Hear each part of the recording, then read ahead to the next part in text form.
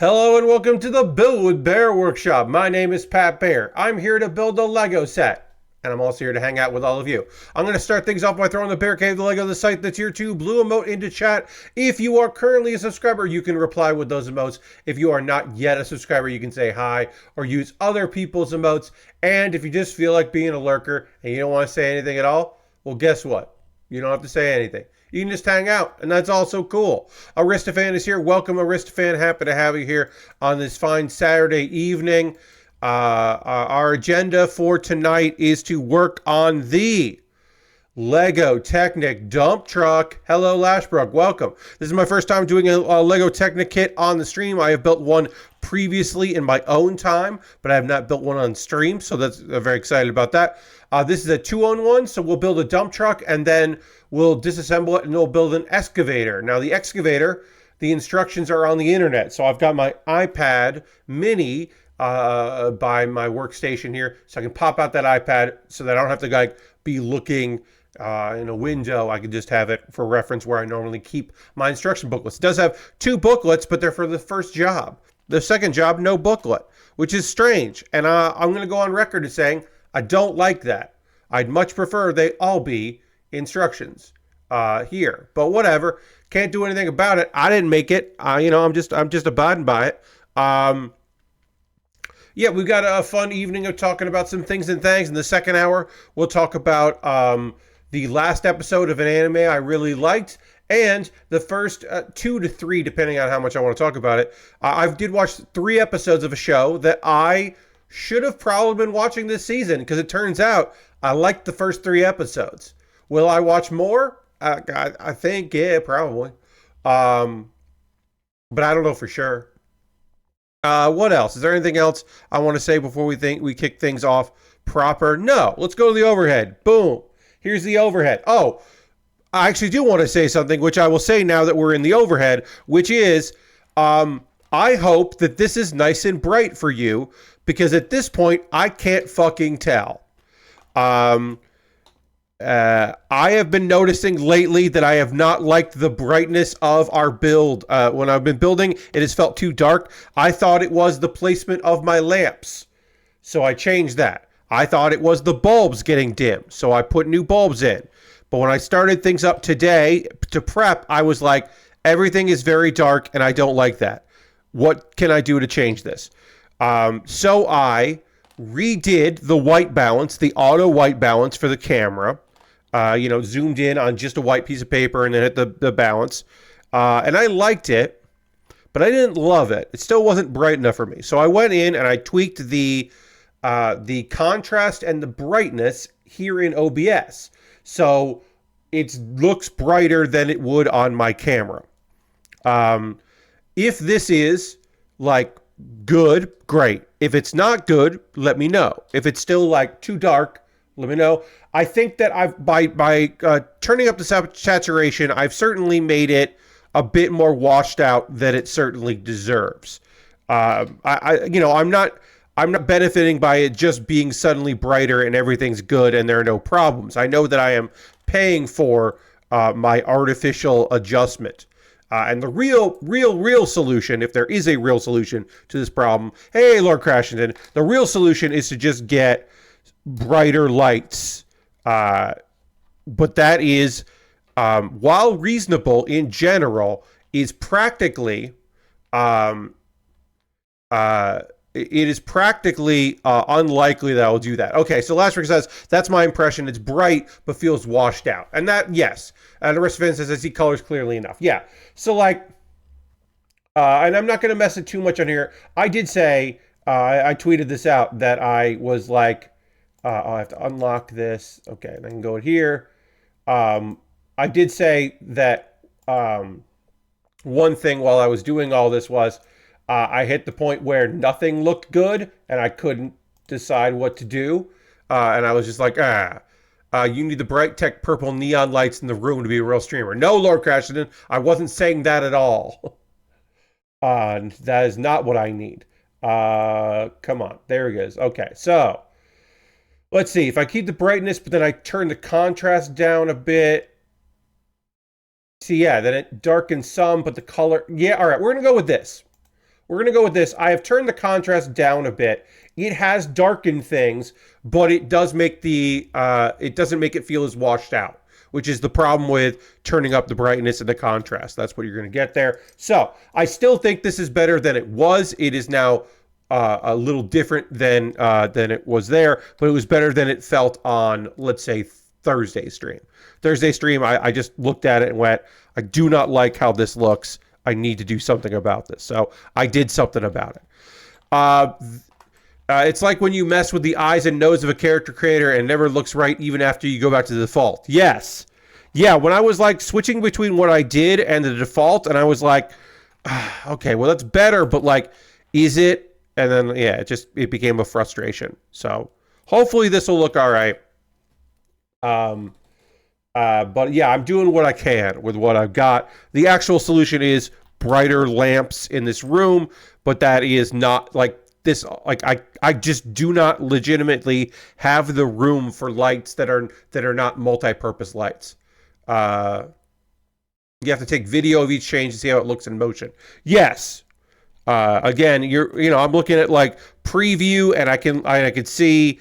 I'm comparing preview with photos, like screenshot. Basically, what I end up doing is the simple, easy, not a great idea, but works well enough for me. Trick that I do is I take a screenshot and then I make some changes, and then I take another screenshot, and then I compare screenshots. And I look at them and go, okay, well, which one's better of these screenshots? Oh, okay, it's this one. So I do like the changes that I made there. Okay. We are nulling right now. And we're color separating, which will make our lives easier as we build. This kit did not have like build bag 1, build bag 2, build bag 3 instructions. It just had a bunch of bags and a couple pieces that weren't in the bag, like these pieces here. There's 2 of these. They were not in the bag. So right now I am just nulling. I am separating by color, so that when I need to find something in a particular color, it's very easy for me to find it. It just makes life a lot easier to group things together by color. Just like I can go, oh, okay. Once I know where it is, I can immediately find it. It makes life a lot easier as far as builds. Now this kit, this is interesting. Rarely do 3-in-1s, or in this case a 2-in-1, rarely do those have stickers. And this kit does have stickers because the second build, the excavator part of the build, is, you have to go to the website to find that. So I don't know if those stickers are going to be in places that will look weird. I have to imagine it will look fine with the stickers that we do for the dump truck, that when it comes time to build the excavator, that those stickers look fine. But there's a chance that I'll have to take the stickers off, because they won't look right. They'll be in weird places. I don't know. I think there was a 2-in-1 that I did that did have stickers, but the stickers worked for both. They thought ahead for that. So right now I am just separating, and then also making sure that I put Lego in places where it won't roll off the table. The table is flat, but still, you never know.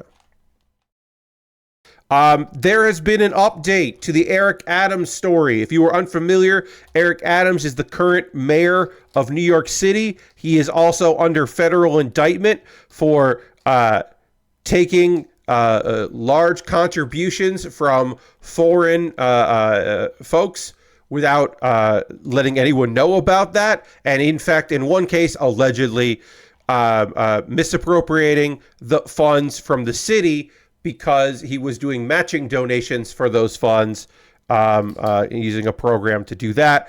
There are many people involved in that. The quid pro quo of all of that money being sent to him by folks from Turkey meant that their consulate that they were building, which was not going to get approval from the fire department, was pushed through to make that happen, and is most likely one of the reasons why, after years of knowing this shit, it was finally enough. And there were phones seized for him. He's got co-conspirators along this line, and 2 of those alleged co-conspirators are getting married this weekend. Now, this is not out of nowhere, I should say. Um, the New York City Schools Chancellor, David Banks, and the first deputy mayor, Sheena Wright, they have been engaged for a very long time. And in fact, it seemed like they were actually going to get married last year, and then it didn't happen. But they've been engaged for a very long time, and apparently, reportedly, they're tying the knot this weekend. They're just going to get it done. Now, is this because life is short and they know, well, there's all of this hullabaloo and things are only going to get busier. And so since we've wanted to get married this whole time for years and years, let's just do it. That's totally possible. That they were like, things are going to get messy, guilt or innocence. It's going to be a long time, so let's just go ahead and get married. The cynical, or one would say practical response to this would be, oh, do they not understand what is and isn't spousal privilege? Now, spousal privilege is that you don't have to, without having to plead the fifth, you don't have to answer questions under oath about your partner.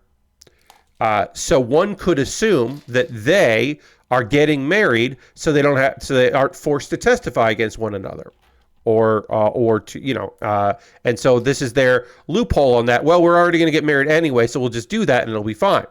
Now, I am not an expert in law. I've never claimed to be, and I'm not.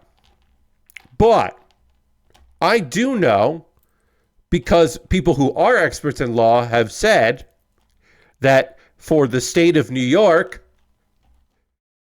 that only applies to things said or overheard or communicated with each other when you're married. It's not retroactive. They will be forced to testify against one another or incriminate one another in a court of law if it was anything that happened before they got married. It is legitimately, seemingly, another thing where Arrested Development came true, where people did not understand that. Again, it could just be the most charitable thing you could look at it is, all right, these two know somebody's going to take the fall for this, and it's honestly, it's probably going to be David Banks. Like, David Banks is probably taking the fall for this shit. So let's just get fucking married, and then we'll deal with the consequences later. But it's probably the part where they think they can just pull one over on federal prosecutors. Ugh. But yeah, so they're going to get married. It's wild. Yes, or they're just getting married, Meep. Meep, it could possibly be that these two people decided, well, we're under federal investigation. Now's the time to get married. That they just thought we should just get married. Even if the most charitable thing is being said, y'all been engaged for a really long time and you were supposed to get married last year, you probably fucked this up for yourselves. Among other things, you probably fucked up for yourselves.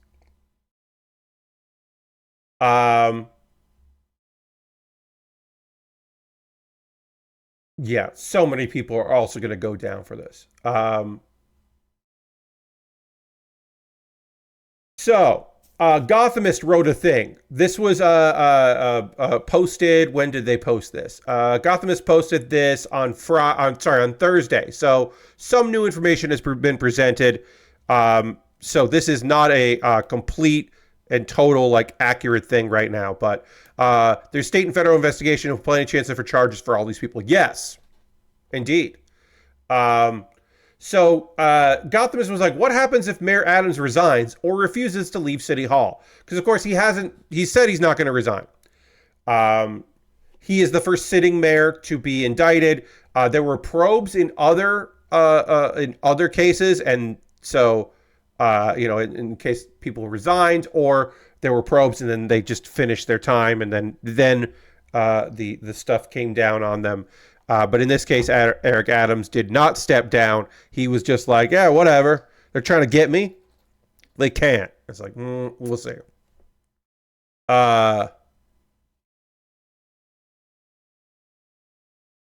Yes. So Meep, the general consensus seems to be that they did it so blatantly for so many years that nobody seemed to care and it didn't matter. And if it had only been members of foreign nationals gave me money, that might be true.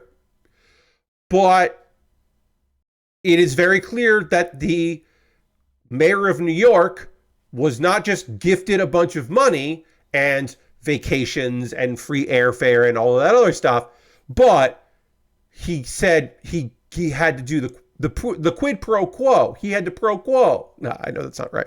But he had to go the other way, which in this case is pushing through a building that should not have been certified.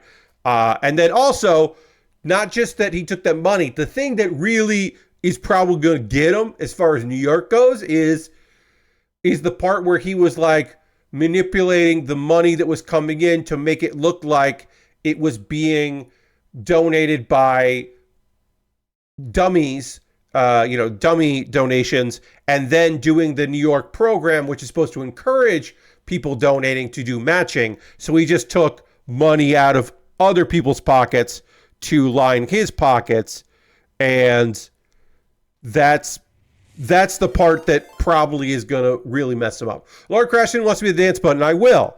I will figure out what parts need to connect to where and how to do this thing, and also hit the dance button right now. Oh yeah. Oh yeah. Okay, this is the right piece. Yes, dance for the charges. One thing I do like about this Lego Technic kit right here, I love when they do this. They want me to use this piece, and it is to scale. It's a 9er, and they just put the scale right there, and just go, this is the piece I want. Excellent. I don't have to count. I don't have to stare at it for too long. I just know this is the part they want me to do, so I will do it. And then it goes into this. It goes in there. So what happens now? Charges happen. He's still the mayor? Question mark? Like what? What are we doing here? What's going on? Well, there are things that can happen. Governor Kathy Hochul could remove him from office because in the New York City Charter, a governor may remove the mayor after he is charged with a crime. He has been charged with a crime. Now, will that happen? Probably not. It's possible enough pressure will be put on her. She has been, of course, an advocate for him. They're team players. And she basically, the press secretary for the governor was said on Wednesday, it would be premature to comment further until the matter is confirmed by law enforcement. So probably not. Kumane Williams, the public advocate, would be the acting mayor if Adams resigned. This dude, whole fucking job, his whole fucking deal is advocating for the city of New York. It would be interesting if he was acting mayor. And that's until there's a special election. Basically, there has to be a mayor, and it will be him.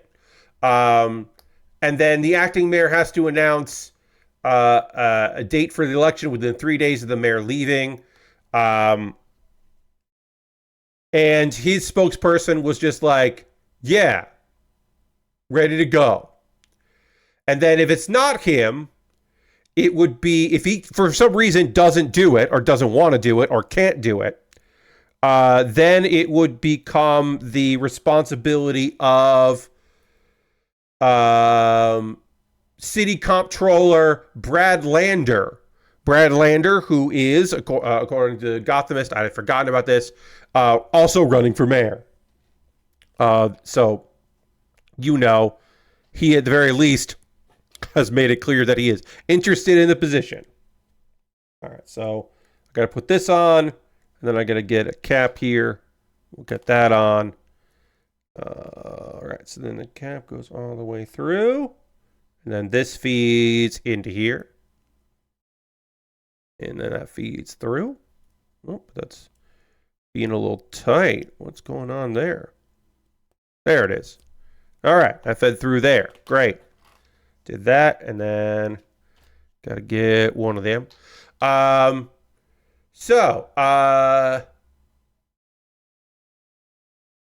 Walker and O'Dwyer, both of those folks, were not charged. The two mayors, Jimmy Walker in 1932 and Bill O'Dwyer in 1950, resigned amid investigations.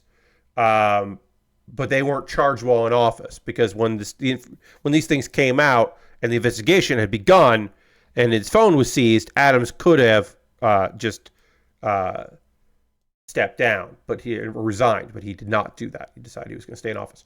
And then another option is just he could just stay. He could ignore the fellow Democrats and a couple Republicans who are like, you should fucking step down, my dude. He could just ignore that shit and say, like, what? Didn't hear you. Too busy thriving.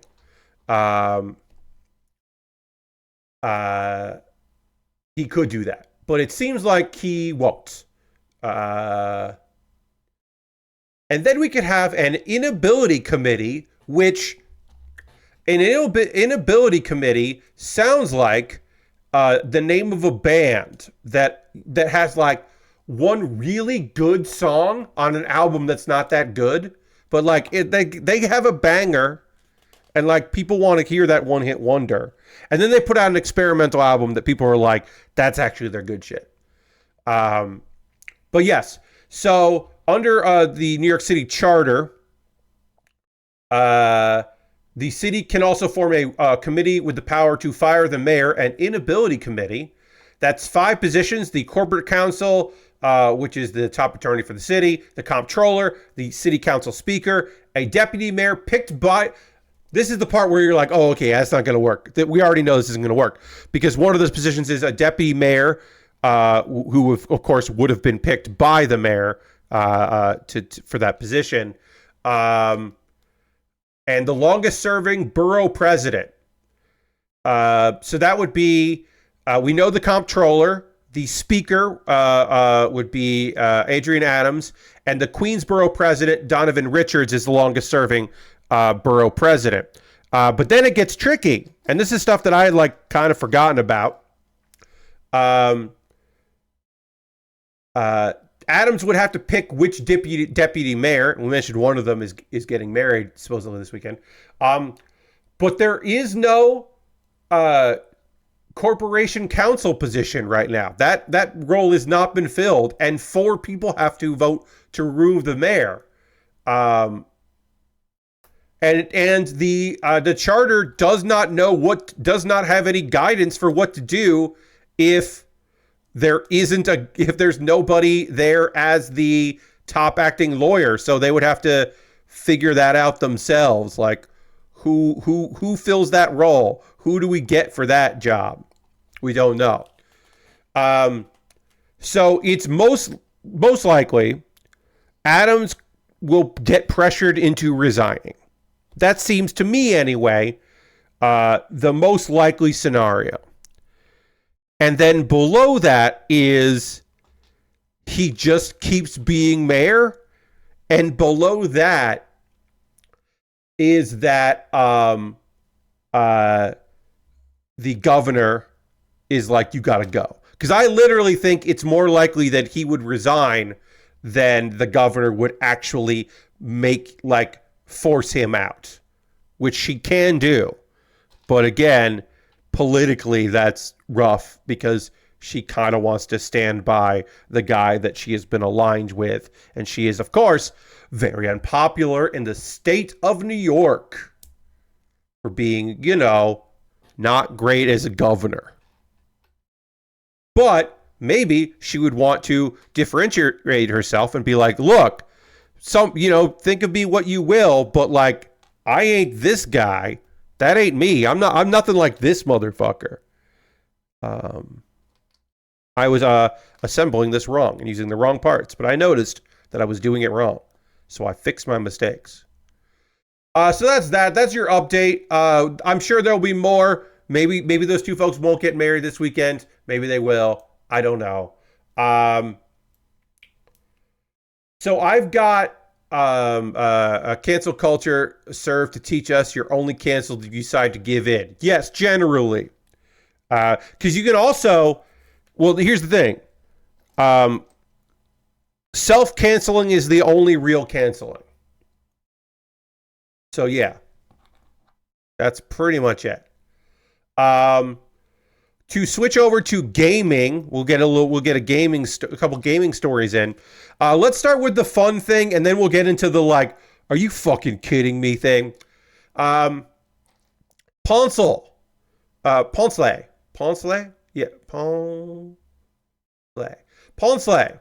the studio, what brought you Vampire Survivors? That's right, Vampire Survivors used to be just one guy, and then Vampire Survivors became big, and now it's a studio. They have decided that they are getting into the game publishing business. They want to help independent developers with their games. And they are not looking to like get a bunch of IPs and build out a bunch of other things. They're more looking at, they are not trying to be a traditional publisher. They would like to provide the backing that enables people to make their games, supporting QA, localization, platform support, and release management. Which is great. Those are great to hear. That is a fun thing to find out. That is a cool way to use the money and the name that you have built. But they are being specific. So far, they don't have any. This is like a new project, very new. But they do have some rules. They have some stuff that they do not want. What do they not want?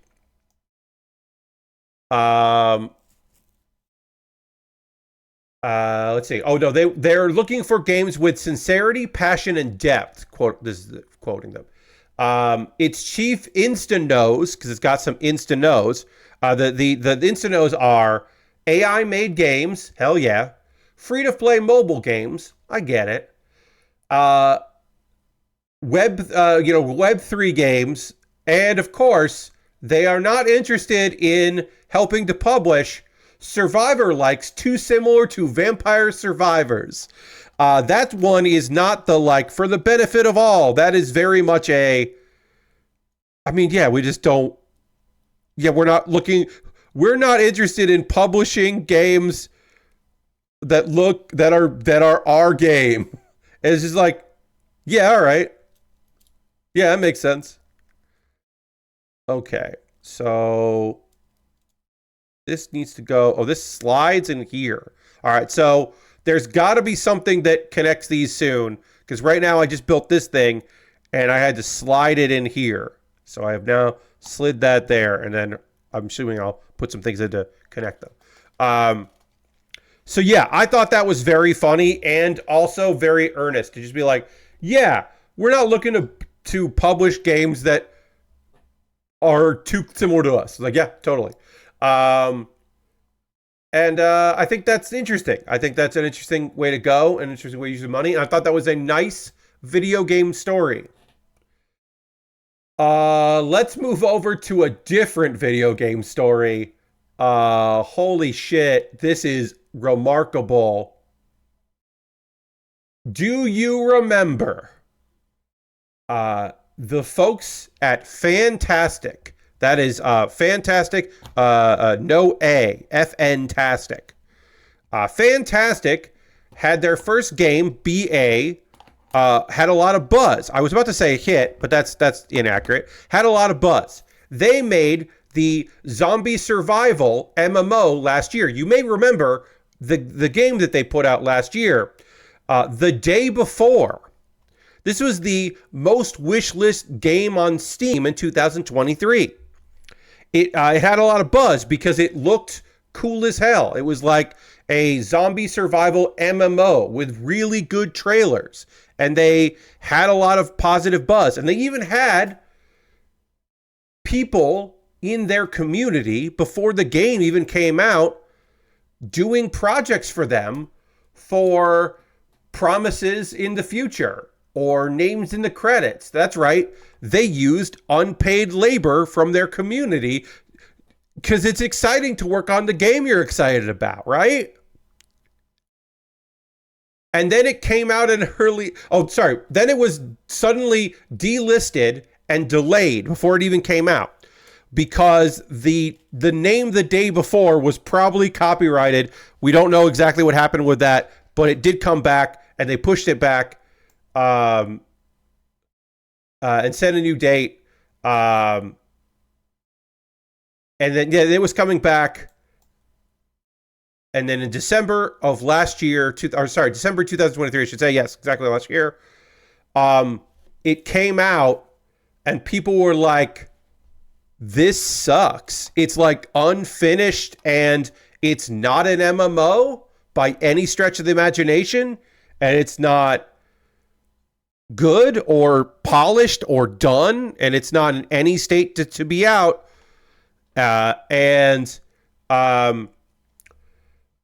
According to a message that was from the founder, this was a leaked message, within 3 days, or within a day, 46% of the people that bought it, so that's 91,000 people out of the 200,000 plus that had bought it, asked for a refund within like the first like day and a half. And then 4 days after the game came out, when they were supposed to be announcing their updates and patches plans and then, going forward, instead they just removed it from Steam and got rid of all of their online presence. Everyone involved in it fucking ghosted. There were some apologies. There was the company did issue a statement. Oh, well, in January, the servers were shut down, turned off completely. There were a bunch of accusations, again, about the use of labor and about how some people hadn't been paid, and a bunch of other things. But also, in this, they said that the reason why the game didn't do well is because, literally, they said, bloggers were mean about the game and people didn't give it a chance. Now, a reminder, this game was the most wishlisted in Steam's history at the time. So for no one to so that means that people wishlisted it and then went to go read blogs about it, which would, in honesty, what they probably did was they realized the game was out, and then they went and looked at the reviews on the Steam page, the Steam reviews, and saw them and went, oh, actually, this sounds bad. Or, wow, how many people are refunding? And that's probably what happened. But they blame the bloggers.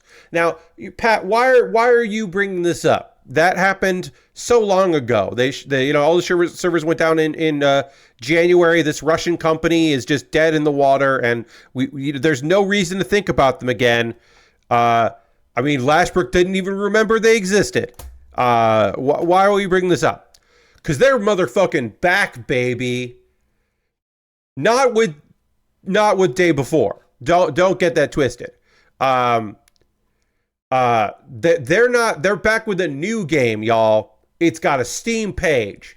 It is somewhat looks kind of like Fall Guys meets factory building games. It's called Escape Factory. And according to the video on their Steam page, it's coming out on Halloween, which it's not. They haven't updated the video. They originally thought it would be out on Halloween, but it's not coming out on Halloween. Now they think it's coming out in December, but they haven't updated the video because it literally starts with that.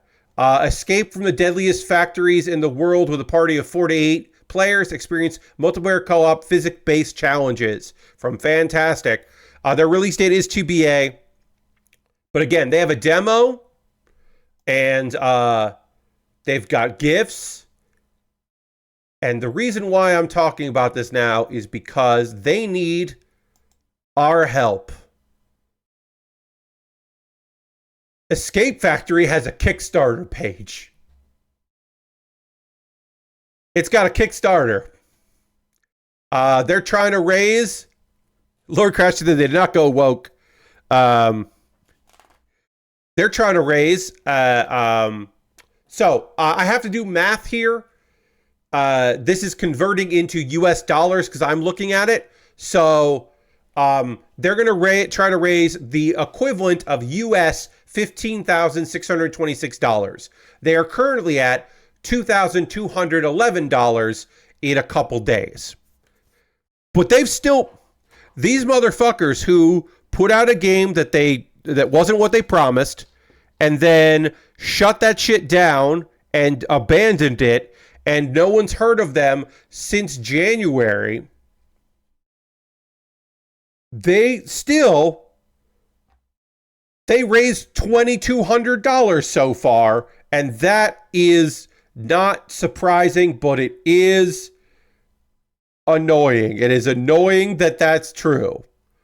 That backers gave them money. And it doesn't look like it is a scheme, because it's not just all the most expensive one, although it's expensive.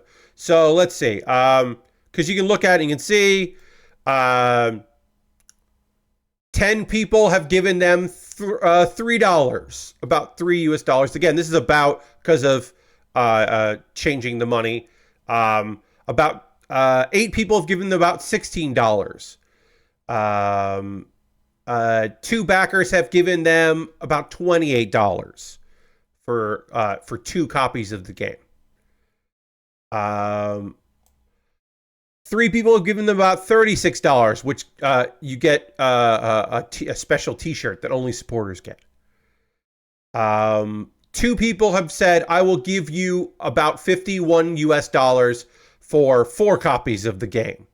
Reminder, it's 4 to 8 players, so you can be the person that has copies of this game for you and your friends. About $60. Nobody has wanted the game in a hoodie. 1 person has spent about $63 for 8 copies of the game. 1 person wanted the collector's edition. And 1 person gave them $1,563 about, or $83 to say, about, which means that their name will be featured on a prominent board within one of the in-game locations. They will get a copy of the game, digital, an exclusive t-shirt, hoodie, and hat, name in the game credits, special elite backer role on the community Discord server, mention on the supporters wall on the website. 1 person gave them $2,000 in Russian kroner. Not kroner. I forget what it is. But the equivalent of American, $1,563. And that's the highest. Nobody has, weirdly enough, no one has given the equivalent of $9,376 to have an unforgettable, this is their words, unforgettable dinner with the founders of Fantastic. Yeah. No one so far has been like, I would like to pay an exorbitant amount of money for a dinner date. Will they soon? Who knows? All right, so then it's got to go here, like this. Yeah, that's got to go like that. Okay. Oops, I put this on wrong. Oh, no. I'm so glad I noticed it now. Wait. I actually don't know if I did the... These are the right pieces, right? Yeah. Okay.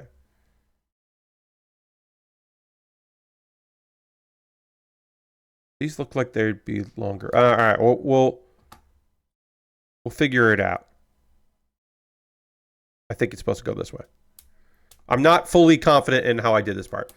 Yeah, I mean, look, at the end of the day, right? Like, if it doesn't, people can just cancel. Like, you don't. Once you say you pledged, you can cancel it before the thing ends, and they charge you money. So some people just go like, "Oh yeah, I'm backing this," because they want to see if more people will do it. Some people do back for the lulz. So that is possible that people are doing that. Again, I don't know if I did this right. Now that I'm looking at it, I think I did this correct. This piece I'm concerned about. I'm gonna see what happens if I do it a different way. Some of these instructions I think are great, and some of them leave a little bit to be desired. So, okay. So, if I do it the other way, that doesn't feel right. So I think I did this correctly. If I put it like this way, that definitely feels wrong. So I think this feels the right way to do it. And then this goes... All right, I think I did it right, but again, I am not sure. I'm not fully confident in this. But I think this is right. This feels right. Yeah, okay. This feels right. I think it is. Again, I'm a little concerned about that.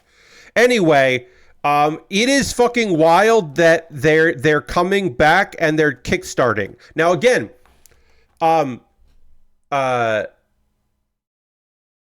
it seems like they're going to try to be done by the end of the year. So it's like, how much of the game is done? You have a demo. How much do you need? Is this finishing touches money? What the fuck are you doing? How, like the big question is like, kind of is, where do you get off? And also, another question is, who the fuck is giving these motherfuckers money? Like, did you love the game so much? Are you bought in that the game was sabotaged like that much that you're like, well, no, they would eventually gotten it right, but the press was so bad that they had to abandon it? Or like what, like what? Why did someone give them so much money? People with for the lulz money. I guess Meep. I don't fucking know. You know, I guess maybe they just want the updates as the game is being developed. They want to know what's going on with the game before other people know. I don't know. I don't have a good answer for that. But it did make me laugh that it even exists in any way, shape, or form. It is, to me, very funny that any of this is happening. All right. Let's see. Where do I got to attach it? Where do I got to attach it?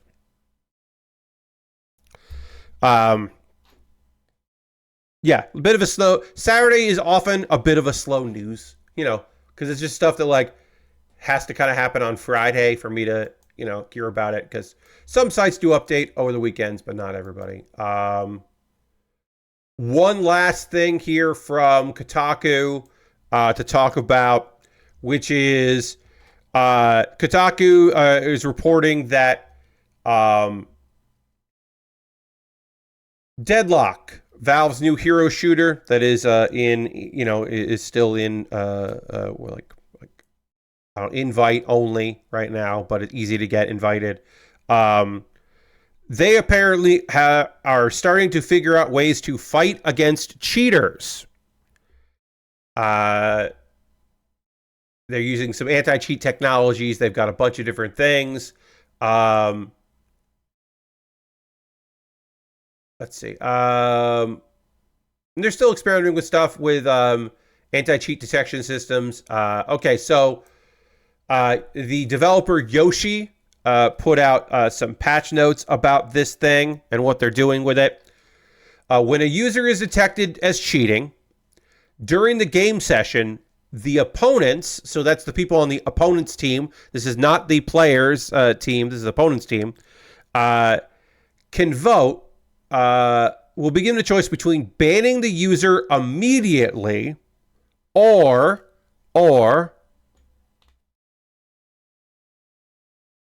turning the character or the cheater into a frog for the rest of the game and then banning them afterwards. So you can just be like, oh, this person's a cheat, ban them. Or you can be like, this person's a cheater, turn them into a frog, which can't do anything except hop around and get killed. So if it's just like, I would like to punish this person, then you can. And then they will get banned no matter what. The system is set to conservative detection levels as we work on a V2 anti-cheat system.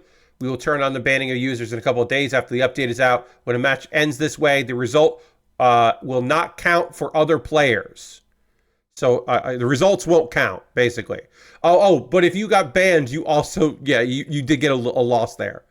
And somebody had posted, guys, do you ever get this weird glitch in Deadlock? And I want to see if people have replied to this. This nonsense person. And I don't think this person had been banned. I think they just clipped someone. They used someone's clip and then made it their own. If I remember correctly. Yeah.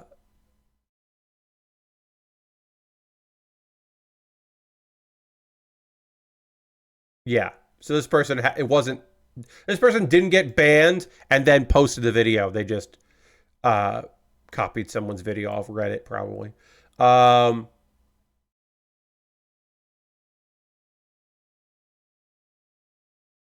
The anti-cheat magic has already been spotted out in the wild. Once a cheater is transformed into a frog, all they can do is hop around. Let's see, that's one. Yeah, hop around while the other team shoots the crap out of them. And that someone noticed the similarity between that and when Cloud and the gang get turned into frogs in Final Fantasy VII Rebirth. Anyone fed up or just wants to move on to start a new match will actually count. Can decline to humiliate would-be cheaters. So you can just vote no. And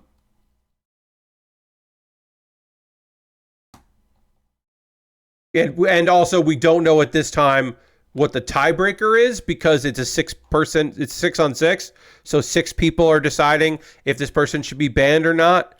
Or not banned, if they should be turned into a frog or not, and just end the game. So, as a time of recording, I cannot tell you,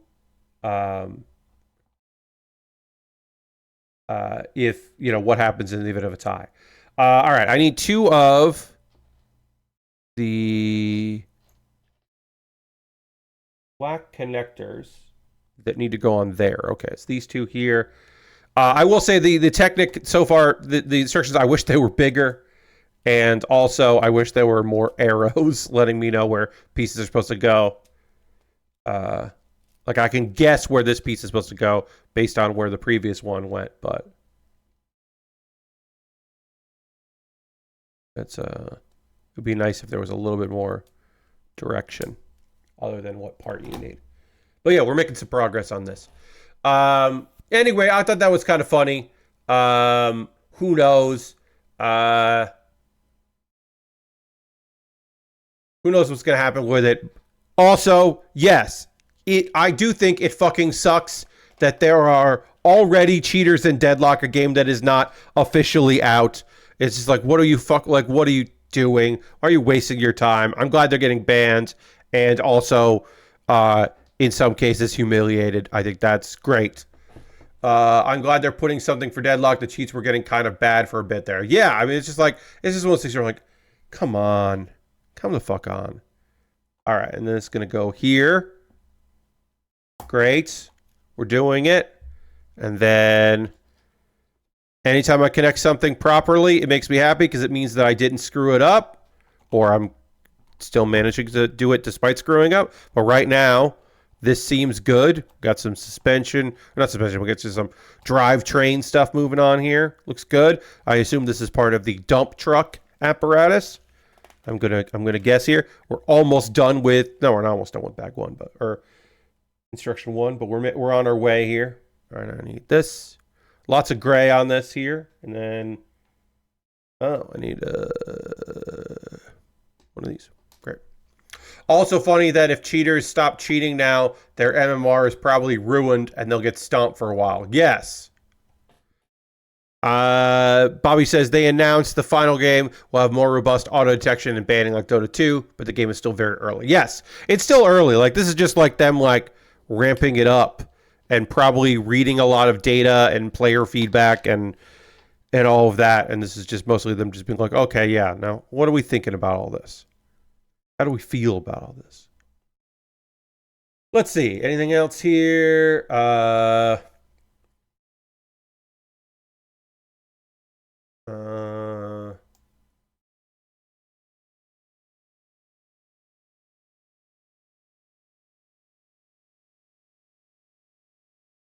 Remedy, who are going in on their own. Reminder that Remedy is just doing their thing. And just doing what they want to do and not being beholden to a publisher. Has a loan agreement, convertible loan agreement for about $16.7 million US with Tencent.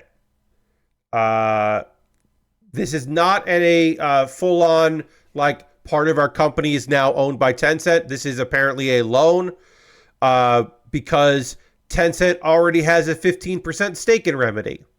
They've had that for several years now. But this is just a loan,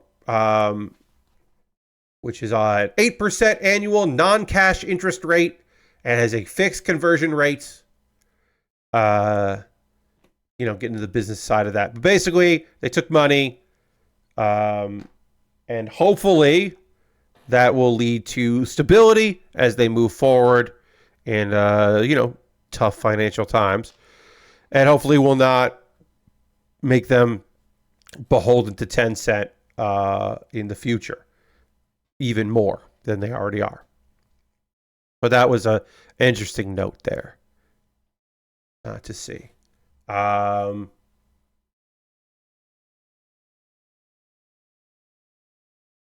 yeah, it wasn't just that they didn't sell another chunk of them, which is good.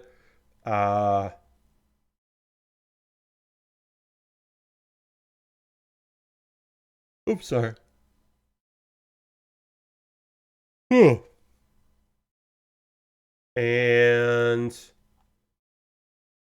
2.5 million copies of Manor Lords has sold. Over 2.5 million.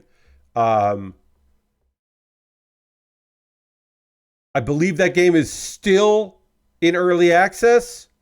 And in May, they had sold 2 million copies, and now they are up another 500,000. This is according to Hooded Horse, who are the developers, so they should theoretically know. That's a lot of copies of a game. So good for them.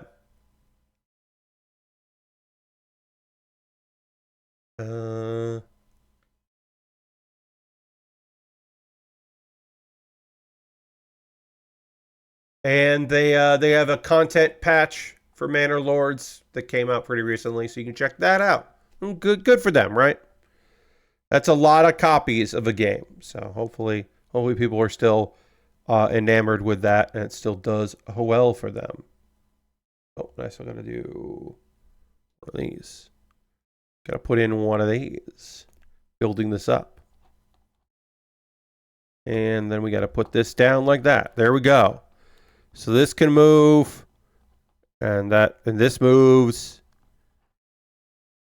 and wiggling moves that, and then this moves, and this can move. A bunch of this can move, is what we're learning. Oh, there we go. Now we're finally getting into some yellow. Get a little yellow going. Okay. One of these. Then another one of these. And one of these. In the second hour, after the pause for the cause, I will be talking about the final episode of Dungeon People. And then I'll also be talking about the first couple episodes of Mayonaka Punch, which I slept on. I did not watch this season. Is from the summer season, which is just wrapping up.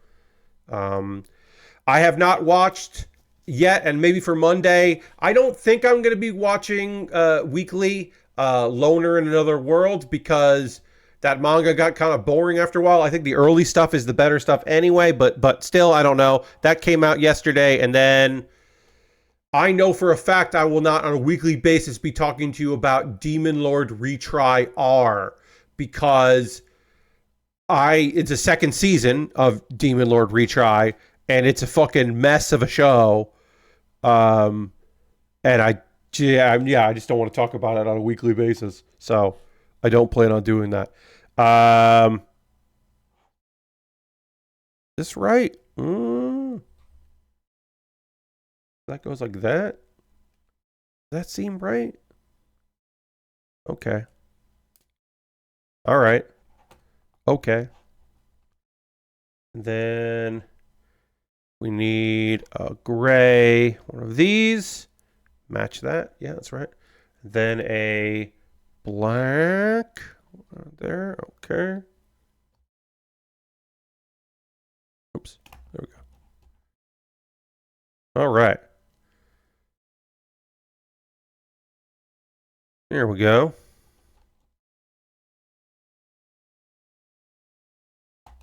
Okay. Then we'll just complete the end of instruction booklet 1, and then we'll get into instruction booklet 2. But yeah, I haven't watched either of those because you keep fucking up the Meat Zone and Pilot Quest and getting so annoyed at myself. Sorry to hear that. So again, as far as new anime goes, I don't think either of those are shows that I'm going to be talking about on a weekly basis for review coverage. But I will be watching. I'll definitely. Let's see. Sorry. I definitely will be watching both of those. I don't know how long I'm going to watch Loner in Another World, because, like I said, I think it's kind of fun, but also I think that works better as a manga than as an anime, because one of the more interesting elements to the series is the fact that he is alone for so much of it, going on his own route, using really bad skills together very well, synergistically, and also just having being excited about being a loner. So I'm like, I don't know. I don't know if that one's if I'm really gonna try that out as far as a weekly. And Demon Lord Retry R, I know I'm not going to talk to you on a weekly basis about that. I just know that that's not going to happen, because that's not a show that I can recommend to anyone. So I'm not going to cover it. Although I do hear that season 2 is darker and less horny, and that does sound appealing, because the first season is just so goddamn horny, and feels bad horny. Anyway, we are going to take a pause for the cause. I am going to take this an opportunity to talk to you about ways that you can support the channel and what I do here. Everything I'm about to talk to you about is optional. You don't have to do any of the following things. If you would like to, that would be so rad and I would love it. But don't feel the need to do anything I'm about to say here unless you are so inclined. First things first, if you're currently a subscriber to the Build with Bear workshop, you can throw the Bear Cave Lego Scythe Tier 2 blue emote in the chat. Being a subscriber is the easiest way to support me here financially through Cash Money or your Prime Gaming token. If you have Amazon linked with your Twitch, you get that Prime, and you can use it for anybody. And if you want to use it for me, your friend Pat, that would be rad, and I would love that. But again, optional. You don't have to worry about it. You could gift a sub. And right now, becoming a subscriber or gifting a sub is great for you because until October 1st, if you've never subscribed to me before, any new sub, you can save 25% off. And if you gift 5 subs, I will be granted a random amount of bonus subs, at least one. Aristofan on Thursday gifted 5 subs to the community, and I got 2 extra subs from Twitch, which is awesome. So if you want to gift some subs, there will be bonus subs. And a reminder, folks, you don't have to do any of that.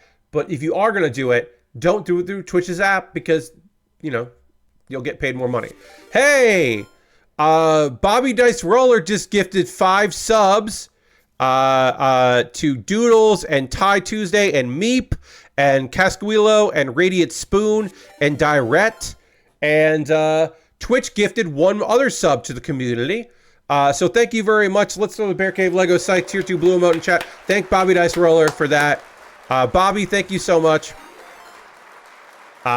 You had me at Twitch gives a random amount of bonus. I love to gamble. Well, also, because of your generosity, we had enough subs that I have hit my goal. And I am now at 40 subs, so I can turn off this thing. We don't need the sub goal anymore because we hit our sub goal. Hooray! And then eventually it'll update here. Yeah, it's updated to 40. Great. Yeah. So yeah, I got a bonus sub. You gambled and I got 1 more bonus.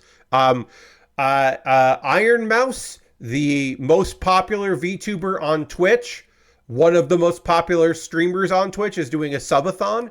And because she is doing it during this portion of September, I think like her number 2 or 3 is Twitch as far as gifted subs, because so many people have gifted subs and Twitch has gifted bonus subs on top of it, that I think at one point they were like number 2 as far as the amount of gifted subs on the leaderboard, which is just fun. That's a fun bit of business. But yeah, thank you very much, Bobby. Appreciate that. But yeah, now when we go to the other screen, I'll turn off the total. I have hit my goal, which is great. And for everybody who just got gifted subs, enjoy it. Thank you very much for that. And it's like 1, 2, 3, 4, 5. Okay, great. So it did list that because Twitch gifted to Doodles the Great. Welcome, Doodles. All right, we got to talk more stuff. Subscribing or gifting subs or anything like that through Twitch, bits and coins, always appreciate it. All of that stuff is great. There are other ways to support me financially, and I'll get through all this as quick as I can so we can get back to building. We can keep working on this dump truck. There are other ways to support me financially, like going to my Patreon at patreon.com/PatBear. There is a bunch of different tiers there, the $1, $3, $5, and $10 tier, different rewards for different tiers. All of my tiers just got yesterday my monthly Q&A video where I got asked 2 questions, neither of which are about streaming, which is fine. I say that. Both of which were wild as hell. And I had to think hard about both of them, which is fun. That's my only exclusive content I make across any platform is my monthly Q&A for Patreon. Because I wanted to have something for the $1 supporters other than just continuing to give me $1 a month, which is generous of them. Don't get me wrong. So yes, I got the Q&A. So if you signed up today on my Patreon, you would also jump in on the Q&A. If you want to support me financially in a different way, I have a YouTube channel, youtube.com/PatBear. Over my YouTube channel, subscribing is of course free, and I would love for you to subscribe over my YouTube for all my videos and such. There's also a membership there. And for just $2 a month, you get my Wednesday videos a day early. I send them to you early. So my ongoing video series, you're always a day ahead. And you'll know what the theme is for next month, even though I think I may have said it.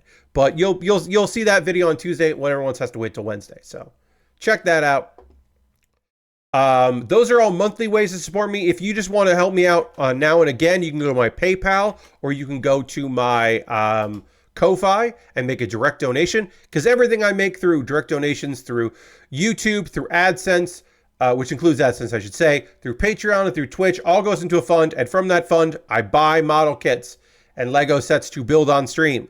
I have a backlog of stuff. I just got some new stuff in the mail, a kit for 2005 that I've been wanting to build for a bit.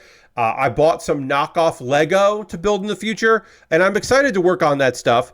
But right now I'm working on something that Aristofan bought off my Amazon wish list. So thank you, Aristofan, for that. Because anything bought on my wish list jumps the queue and becomes the next thing that I build. If you also would like to buy something for me to build on stream, excuse me, you can go to my Amazon wish list and buy something there. And I'll make a dedicated YouTube video about the thing you purchased called a mailbag video. And it'll jump the queue because that's the least I could do. You bought something for me to build. I got Lego sets. I got model kits. I have inexpensive kits. I got expensive kits. Got all kinds of different things and things that I would be happy to build. So take a look, see if there's something there you'd like to see me put together on the old wish list. A variety of things. And again, they jump the queue. They become the next thing that I build. Otherwise, my $10 patrons vote on what I build. Right now, I'm doing a kit bash project. That will be the next thing that I work on. I just saw something that is there that I think would be cool to build. So I'm going to add this to the wish list. I will say Amazon's recommendations at the bottom of my wish list are often pretty fucking good. Things that I would like to build. So I'm like, oh, okay, yeah, I'll build that. I'll build a Battleroid Valkyrie from Macross. Yeah, I'll put that on the wish list. That seems cool. I'm gonna put that there. Hello. So yeah, if you want to buy something from my Amazon wish list, which I included there, you could do that. You're under no obligation to do that, of course, just like anything else I'm mentioning here. But if you wanted to, that's how you want to support the channel, that would be great. I do have a Throne wish list. It is nice to have an alternative to Amazon. So if you want to purchase something for me to build on stream, but you don't want to go through Amazon, you can go through Throne. And then the most convoluted way to support me financially, which I must remind you, some people have done. Some people have gone to USA Gundam Store and bought a gift card there. And then they get the gift card code in their email. And then they send me a whisper here on Twitch or a DM on Twitter or a chat on Blue Sky or a, what is it called? Private mention on Mastodon with that gift card code. And then I've used that gift card code to buy something from USA Gundam Store. Again, the most ridiculous way to support me financially, which people have done, which is wild and great. If you want to hang out in my Discord, you're more than welcome to do so. I'll put the link to my Discord there. I post build photos. People post stuff they're working on. It's nice. On Monday, I will have a new episode of Pat Baer's Anime Club up. This was the episode that we recorded on Tuesday, live. But my most recent one, which was talking about what I think will be the next big thing in anime, is the video up there talking about the kicked subgenre or the banished subgenre. That is the subgenre that I think will become incredibly popular. And we had one this season. We don't have any in the fall, but more are coming. No worries. No one has to subscribe. But if they want to, they can. But if they don't want to or they can't, it's fine. It is always cool. And then Kuma Baer is my weekly anime recommendation series, which people are always welcome to go check out.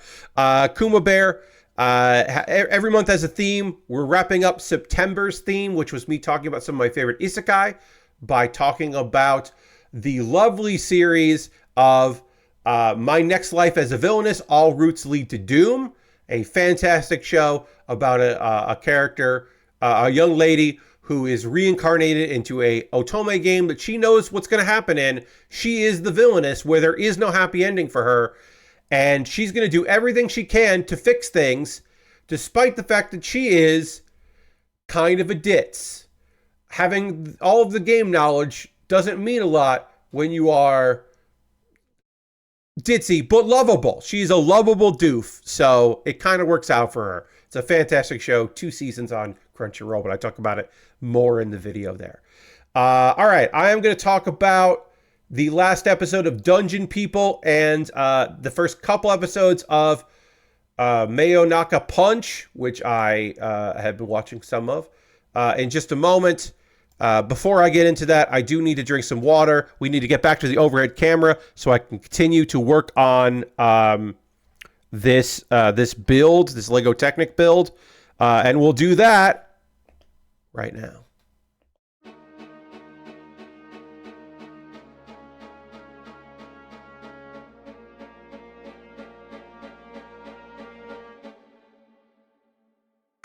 All right, we got rid of the sub goal because I've hit my sub goal, so I don't need to advertise that.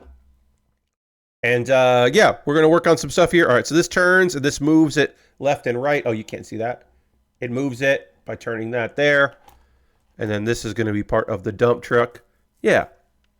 So I'm going to talk to you now about episode 12, the final episode of Dungeon People, which is on High Dive. And then Mayonaka Punch, which is on Crunchyroll, and I watched the first 3 episodes of.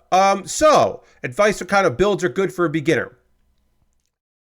So, I would say, if you are looking to get into model kit building, plastic model kit building, I would say there is, started in the last couple of years, an excellent place to begin, which is called entry grade, or EG. The entry grade kits do not require any tools. They do not require glue or markers. They have limited amounts of stickers. The instructions are take you step by step and are really easy to follow, and you end up with a nice little kit at the end of it. And I would say that's probably the best place to start, is with an entry grade Gundam, like the RX-782 Gundam. Is probably a great place to start with model kit building if you're looking to get in the hobby, because they also don't cost too much to get an entry grade. And so if you didn't enjoy it, if you're like, that wasn't what I wanted out of this, it hopefully didn't, cost too much money to find out. But yeah, you can at least get the sense of how they work. To try that out. And I would say if you're going to start with an entry grade, you should start with a mobile suit Gundam, like a Gundam kit, because some of the entry grades have stickers that are annoying if they are people. Like there's a Deku from My Hero Academia entry grade and Detective Conan entry grade, and those had stickers that I thought were a little too annoying to start with that. There's a Demon Slayer one. And I was like, So I don't know if those are really entry grade, because the amount of careful sticker placement you had to do, I didn't love. But the anything from Mobile Suit Gundam that's in the entry grade line, I think is a good place to try it out. So, let's talk briefly about the last episode of Dungeon People. Episode 12, Dungeon People. Again, this is on High Dive. This is a show that I watched this season and really enjoyed. We've wrapped things up. And this episode was pretty chill. We had Clay, who was our human that works for the dungeon, and eating with a bunch of people and talking to some people. Clay still has weird eating habits that don't feel very human, and I thought that might lead somewhere, but as far as I can tell, it didn't lead anywhere. It's just that she has bad taste in food. And she's going to try to cook a bunch of different things and try to get better at doing it, which I was like, oh, that's commendable. Belle, the current manager of the dungeon, arrives. All right, so that's going to go like that. That's going to go like this. And, okay, sorry. Got to be very careful about this here. All right, great. We did it. It has been I think the quick kits, Pokemon kits are totally fine. I think the quick build Pokemon kits and the integrate Pokemon are totally an acceptable way to start. I think those are, those do have some stickers, but I don't think those are too difficult. I think those would be a nice place to start because of the, to at least find out if it's something you're interested in. Okay, so they talk about. So this is a thing that I was wondering. A lot of the anime dungeon people is about the day-to-day operations of running a dungeon like a business. And one of the things that came up is, well, not every monster, every type of monster wants to eat in the cafeteria. Some of them want to hunt. And there's an artificial hunting grounds for them to go and do it. And so Belle takes Clay on a tour. And they made it look like the outside world because some people still want to, some of the monsters still want that instinct of hunting, which is like, oh yeah, that would make sense. There would be monsters that would still want to go and have fresh prey. In this episode, they run into a bunch of creatures we've seen before, like Pekamo. Pekamo's just like, here's some grass I really like. And then Clay, there's an ongoing joke of Clay wanting to eat the grass because Clay doesn't understand human food well. And then Belle, who is a monster, being like, you don't want to eat the grass. You won't. I'm pretty sure you won't like it. They run into the cat Binky that I was very happy to see again. Binky is like, I'm hunting mice. I mean, you won't be able to keep up, but if you wanted to. But apparently Clay can keep up with Binky. And then Binky's just like, I'm having an off day. We run into golems that are harvesting, and there's a whole conversation about how, like, hey, are the golems taking jobs from monsters? Which I was not prepared to have these characters to have this conversation about, like, is it wrong?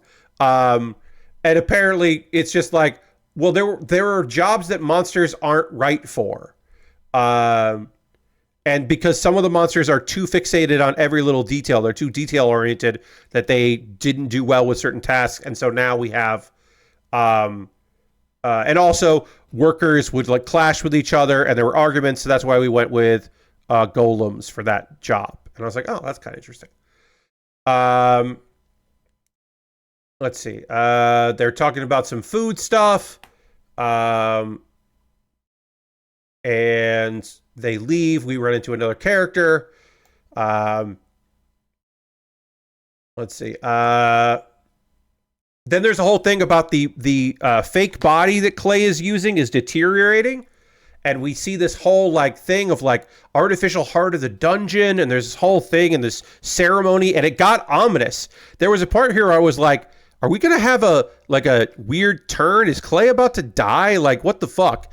And it ends. But it was just like this weird moment where Belle was casting this like spell on this artificial heart of the dungeon core.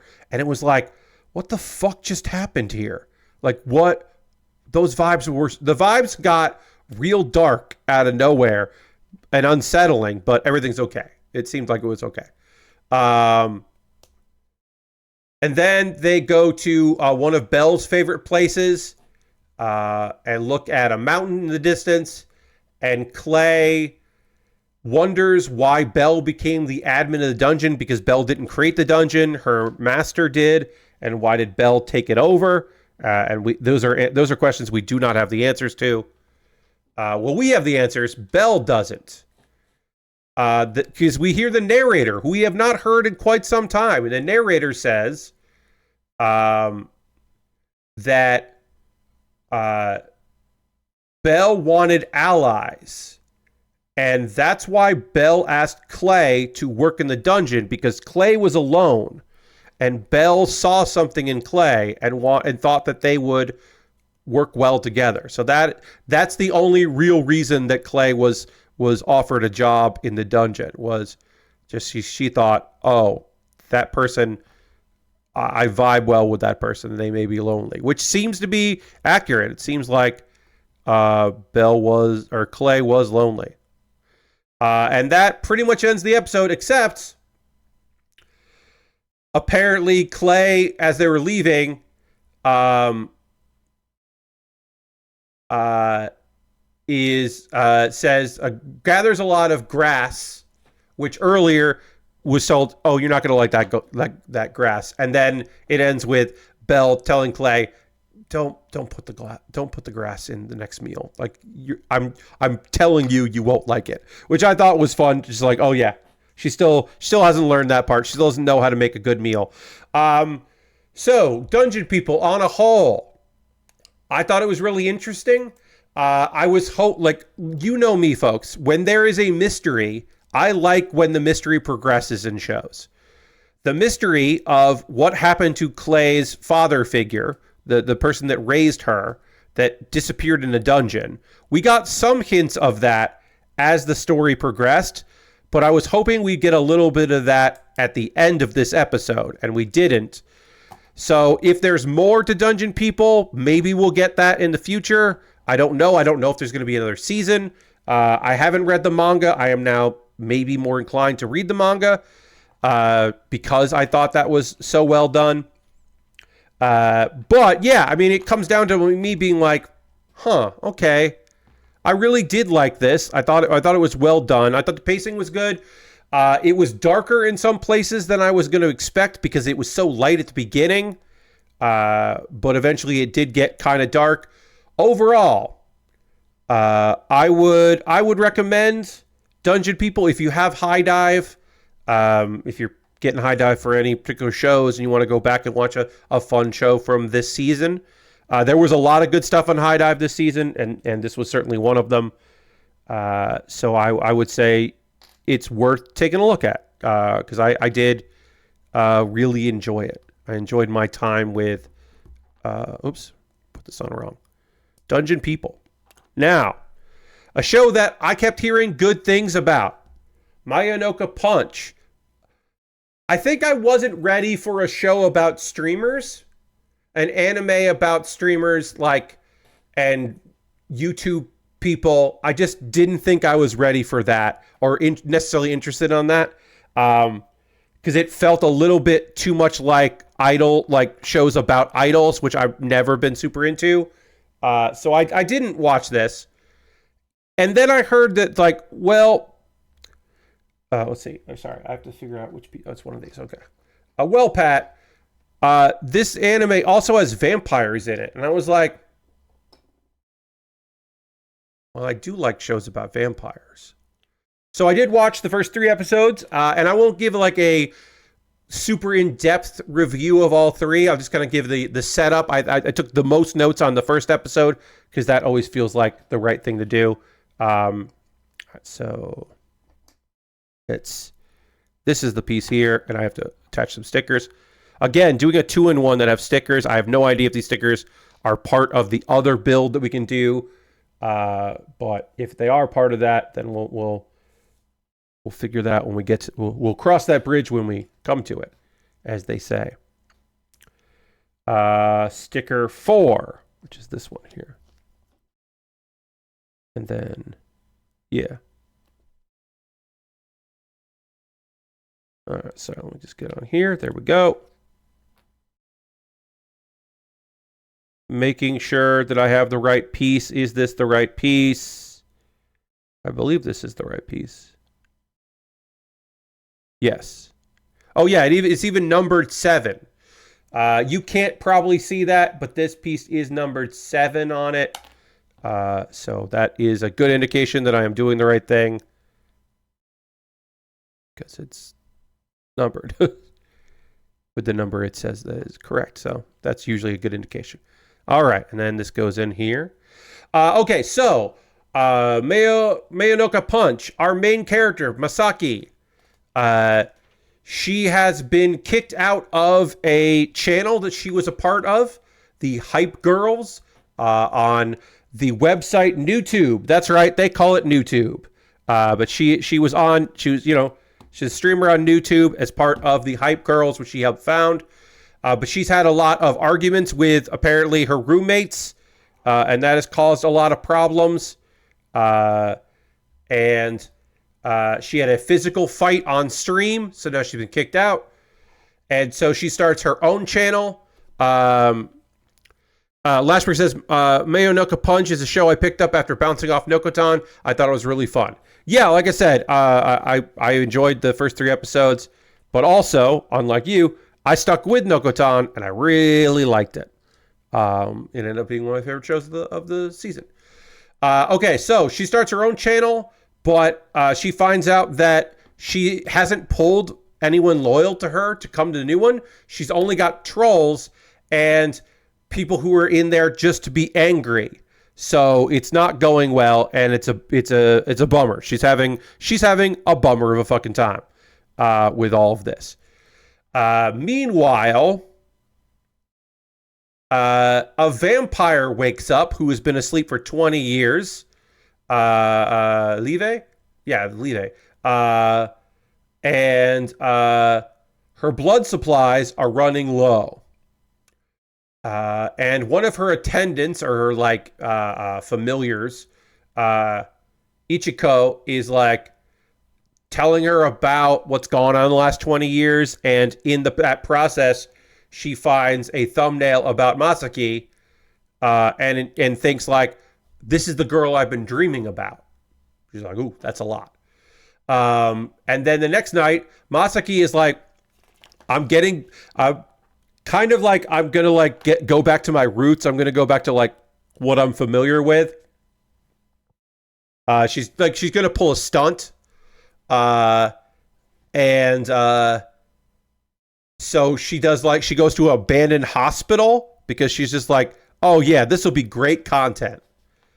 And that's where Live is searching for blood packs.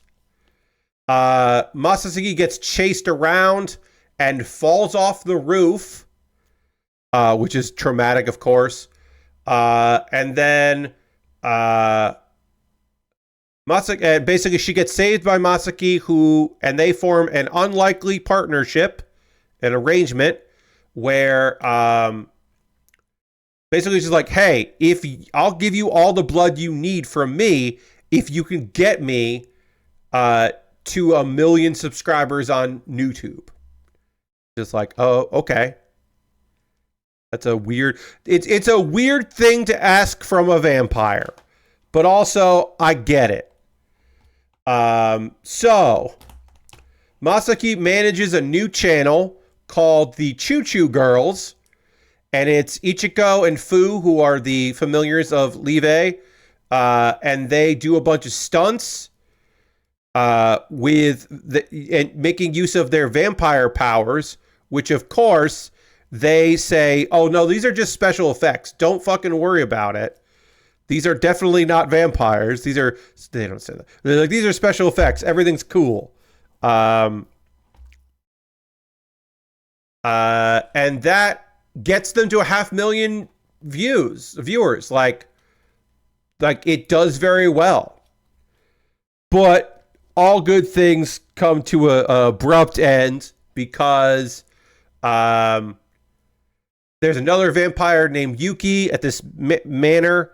Wakes up, and Yuki's just like, what the fuck are you doing? You can't use your vampire powers somewhere. Delete this channel. If Mother finds out, that things will, then we're all fucked. You can't. So Masaki has to delete the channel, and then she's now back in obscurity and feels fucking bad about it. And it's just like, what am I gonna do? Okay, so this goes like this goes like that. Then, oh, okay. This confused me, but now I understand. You'll see here that oops. Okay. There are two spots here. I'm going to be putting this in the middle of the two and then sliding this into it, and then that locks in place there. I've got it. So basically, they realize, wait. There's a very nice scene in episode 2 where Masaki is remembered why she wanted to start making videos in the first place, and it's a nice little touching scene. And so she's gonna like go back to her roots and go for the love of the game and all that. And the vampires are like, well, the vampire girls are like, well, we could help you as long as we don't use our vampire powers. nobody would find out. So they're going to support her. And so they started a new channel. This is now the third channel that we've talked about here. Welcome back. So they started a new channel called Mayonaka Punch. And then the third thing is them. Obviously, they're not as popular as Choo Choo Girls, but they're trying their best because they can't do stunts anymore. But they are now, as they are attempting to just be regular old streamers, another vampire, so now this is our third vampire that we've run into, who is also a gambling addict, Tokage, makes some suggestions, and then Masaki ends up in her room, which is buried in garbage. So she's like, this will be content. We can make this into content. So basically the idea is, oh, nice. Well, congratulations to your friend. Hell yeah. Welcome to the whole thing. I hope they have a good time building. All right. So then this is going to be like that. That's not this. Okay. So it looks like that. Let's see. They're like making they're going to clean the room for content. That is their big strategy. Is we're going to clean this whole place up for content, which is everything is going fine until they realize, oh, we're actually not going to make much money about that. So there's a big argument. There's a fight between the vampires. It spills outside. Yuki shows up and is just like, you cannot post this footage. You need to stop this shit. And I won't tell Mother about all of this, the mother of the vampires. If you eat a plate of peeled garlic cloves, and then Masaki makes that video into a punishment video, and it gets over 10,000 views. And then the end of episode 3 is Masaki moving into the manor. She's going to just move in with everybody, and the newest vampire we met being mad that the channel hasn't been monetized yet. Like, what are you even doing? Because of course they're gambling addicts, so they want to make some money. Yeah, I'm gonna as I like pick up some shows that I didn't watch as they aired. I have been asking myself the question, and then letting you know as well. Am I going to continue? Am I going to continue watching this show? And I can tell you, as far as Mayonaka Punch, yeah, I think so. Mayonaka Punch, I should say. I think I am going to continue to watch the show. I don't know if I'm going to like speed through the whole thing. I don't think I'm going to give you another update unless it's like a minor update of like, yeah, I'm still watching it or whatever. But in general, I really enjoyed my time with it. And I am interested in, okay, so sorry. Let me just see. Okay, so go with that. Okay. I'm interested in seeing where it goes. Interested in other characters. I would like to meet Mother. Yeah. Overall, I enjoyed my time with it, and I'd like to see more of it. Okay, so this is now the other two parts to go here. We're building the dump truck, everybody. The dump truck is being built. Okay, yeah, so it's going to go like that. All right, got it. Okay. Yeah, so it goes like that. The old dump truck. And I bet that's going to be how you push it open like that. Okay. All right, we'll continue working the dump truck. Now is the part of the stream where I want to hear from you, friends. What are you watching right now? What are you playing? What are you up to? What are you into? What are you building? If you're doing anything like that, please let me know what you got going on, because I always like to hear from you folks about that. I will say that I have been playing a lot of Hearthstone. As always, you know me, I'm kind of always playing Hearthstone. That's my daily driver game. But I have an OTK deck that I'm really enjoying that is very silly, but I'm liking it a lot. It's not good, but it is a warrior deck where you just make a huge minion, give it charge, and then when you damage it, not only is it huge, but then it has Wind Fury, so it can attack twice, and it just does so much damage. And it's got some survival tools to kind of get you there. What it doesn't have, unfortunately, is good card draw. Like, it doesn't have a way to tutor out either the minion or there's like 2 spells that can pull the minion out of your deck. So there's basically like, and then you need the charge spell, but there's no good way to tutor that, which is really frustrating. But if the deck was better, like than it is there, then that would be a problem, because it kind of gets by not being a good deck, is what I'm saying. So that's been going well. I've been having fun with that terrible deck and my other good to terrible decks in Hearthstone. So I've been playing a lot of that. I am been playing a little bit of a game that I will be streaming on Tuesday. So I don't want to go too into deep on it. But I have been playing Garden of the Sea. Now, I can talk a bit about it now because I'll be playing on Tuesday. Garden of the Sea has been out for a while because it was a VR game. It came out on PSVR. It came out on Meta Quest. So it exists. It's a thing that's out there. But this is the non-VR version. Next Thursday on Steam and Switch, there will be the non-VR version comes out. So even though a version of the game has already come out, this will be the first time on Tuesday I will stream a game before its release, which I have never done in the history of the Build with Bear bonus streams. So I'm fucking psyched about that. Okay, so this goes like this. Okay, wait. How does this work? Sorry. Need a quick second here. Harold just subscribed for 82 months saying 82. That's almost a year. Thank you so much, Harold. Let's go to the Bear Cave Lego site. Tier 2 Blue Emote in chat. Thank Harold for the support. Appreciate you, buddy. Thank you very much for that.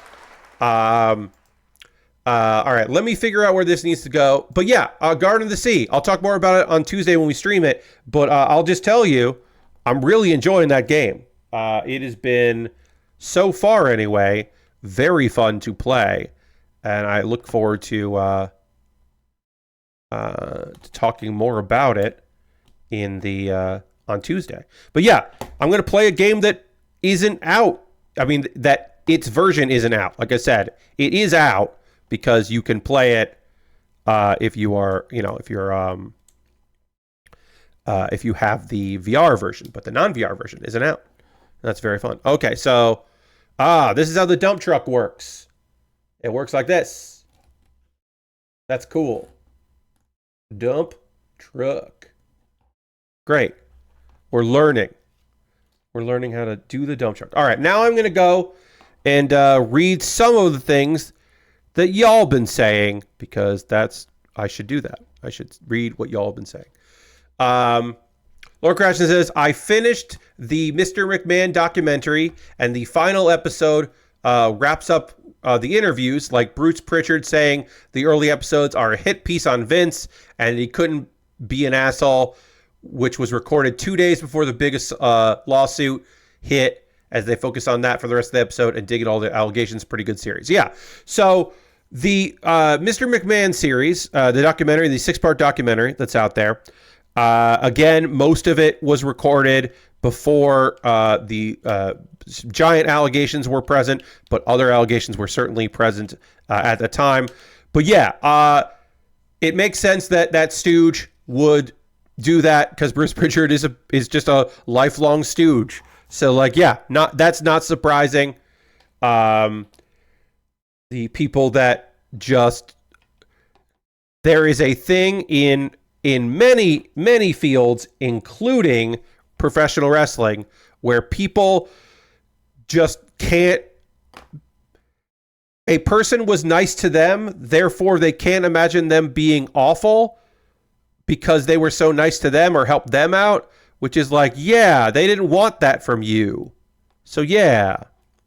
But like, it's a very hard thing where people are like, well, he was so good to me. It's just like, yeah, but that's different. So, you know, come on. That can be a very frustrating thing, even with people that we like and respect. It's a tough one. Bruce talked about how Vince helped save his wife's life by paying for her cancer treatments back in the day, which he can't admit that's because he can't admit that it's because he's in Vince's inner circle. Yes. He's like, oh yes, Vince paid for this treatment and saved my wife's life because I am a fall guy for Vince McMahon. And it makes sense that Vince would want me to feel a lifelong debt to him. And it's very hard to like recognize that and talk about that. And I understand where he's coming from with that. But it's like, yeah, but you can still be like, you can still say bad things about bad people. To go back further, I should say, it's Rekka. Hey, it's Rekka. Said, finished the Metaphor ReFantasio demo and was way more into it than I expected. Nice. I have not heard of that, but cool. I'm glad you enjoyed it. Bobby says, I got a new fancy e-reader, and decided to get real big into manga. Hell yeah. So naturally, I decided I'd start by reading all of Dragon Ball. Oh, it's a new Atlas game. Oh, that's great. That does sound like a new Atlas game for sure. Wait, what happened here? I messed up somewhere, I've realized. Because I need 2 blue. Yeah, I don't have that. I have a gray here, and I need this to be blue and this to be blue, which means that somewhere in this build there is a 5 that is blue that should be gray, and I don't know where that would be. I legitimately don't know, but as far as I can tell, I didn't lose any pieces here, so that's interesting.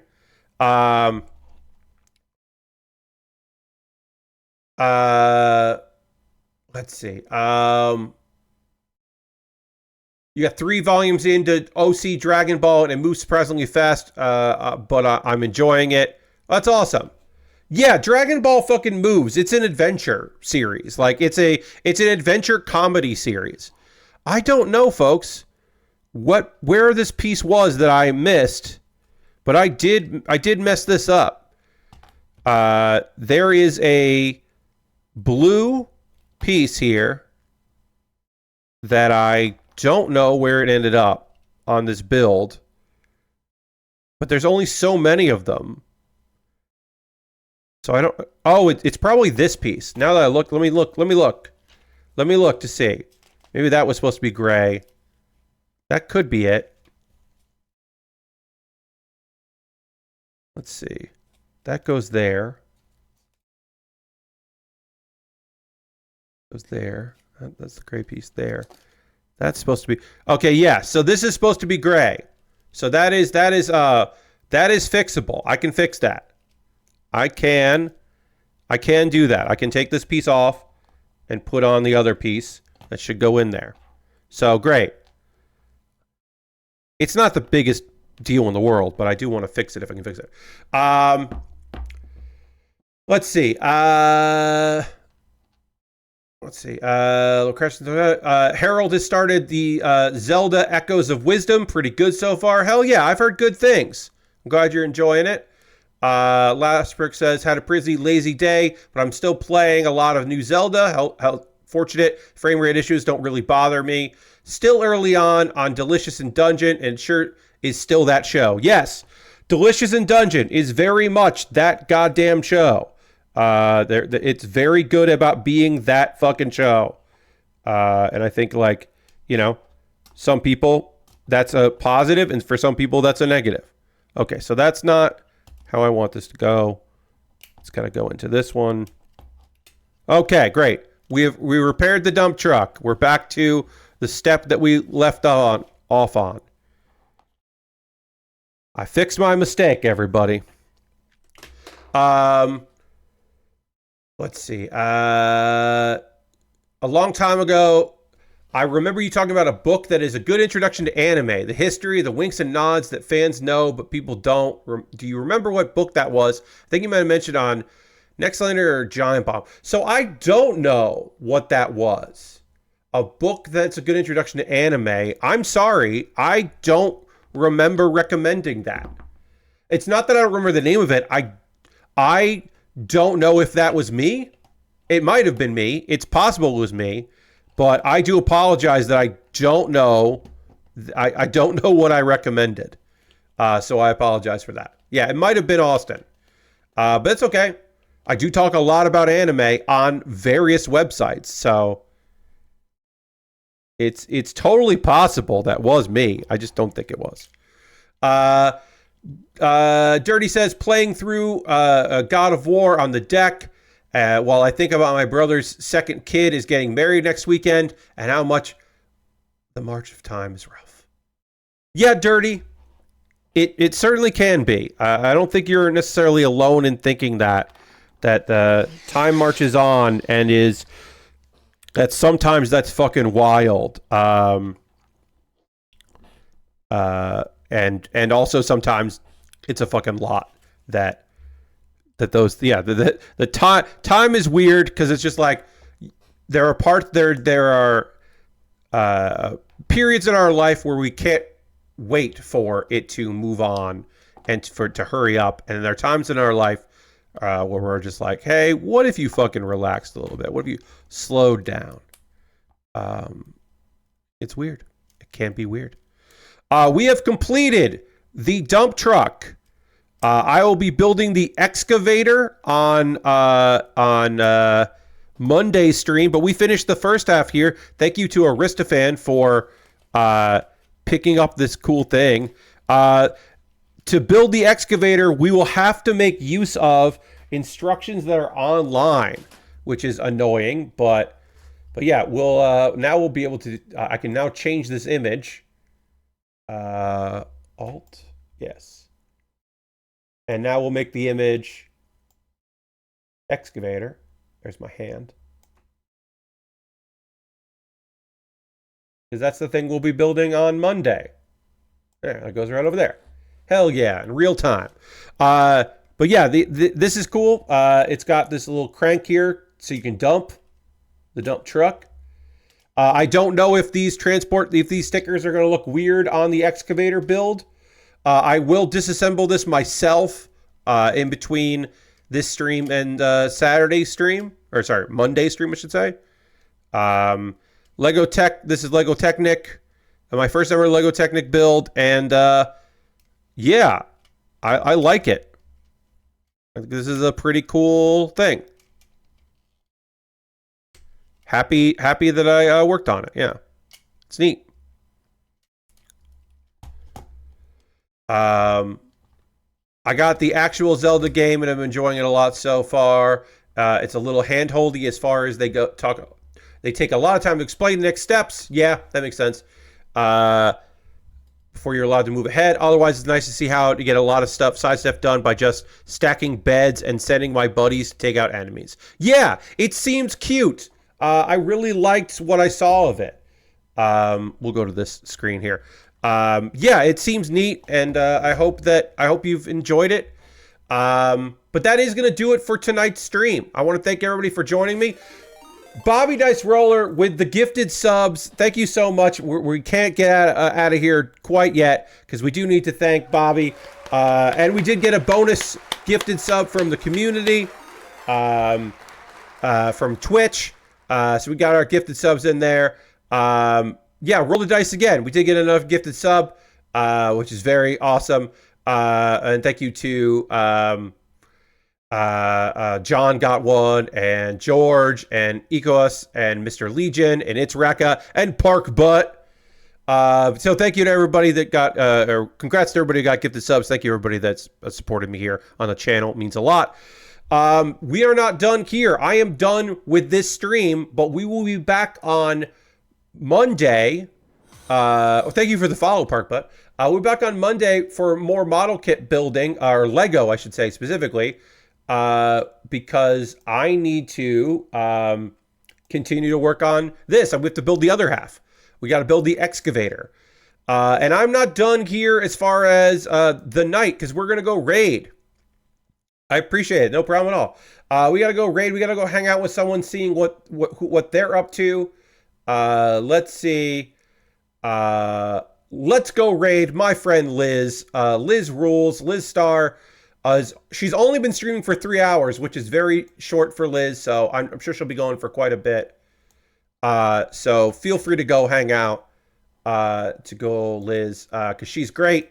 She's playing UFO. Oh no, she's playing some UFO 50 right now, which is great because Liz plays a lot of classic games, so we'll be able to get her impressions of these games, these modern throwback games, through her eye, which is should be great.